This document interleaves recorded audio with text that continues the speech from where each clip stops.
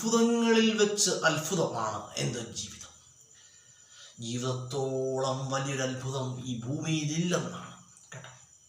സത്യമല്ല ഞാൻ പറഞ്ഞത്, 100% സത്യമാണ്. കാരണം ലോകത്തിലെ ഏറ്റവും വലിയ മഹാത്ഭുതം നമ്മുടെയൊക്കെ ജീവിതമാണ്. നമ്മുടെ ജീവിതത്തിൽ മനസ്സിലാക്കേണ്ട ഒരു കാര്യം, ജീവിതത്തിൽ നിരാശകൾ എന്ത് ചെയ്യുക, ഒഴിവാക്കിക്കൊണ്ട് ശുഭപ്രതീക്ഷകളോടെ സന്തോഷമായിട്ട് ജീവിക്കുക കേട്ടോ.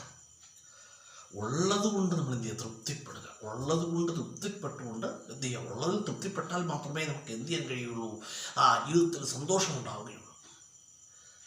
ഉള്ളതുകൊണ്ട് തൃപ്തിപ്പെട്ട് സന്തോഷമായിട്ട് കഴിയുക, നിരാശകൾ അകറ്റി പ്രതീക്ഷകളോടെ മുന്നോട്ട് പോവുക കേട്ടോ. നിരാശകൾ എന്ത് ചെയ്താൽ ജീവിതത്തിൽ വളരെ ദോഷം ചെയ്യുന്നതാണ്. നിരാശകൾ ജീവിതത്തിൽ പാടില്ല കേട്ടോ. എല്ലാ വഴികളും അടഞ്ഞു എന്ന് നിരാശ പൂണ്ടിരിക്കുന്ന സമയത്തായിരിക്കും വിസ്മയം പോലെ മറ്റൊരു വഴി നമുക്ക് മുന്നിൽ തുറക്കപ്പെടുന്നത് കേട്ടോ.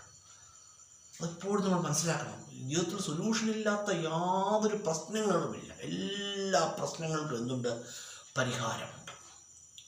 അതുകൊണ്ട് ജീവിതത്തിൽ എന്ത് ചെയ്യുക, ടെൻഷൻ ഫ്രീ, ടെൻഷൻ അതിൻ്റെ ആവശ്യമില്ല. ജീവിതത്തിൽ വരുന്നത് വരട്ടെ, സധൈര്യം മുന്നോട്ട് പോവുക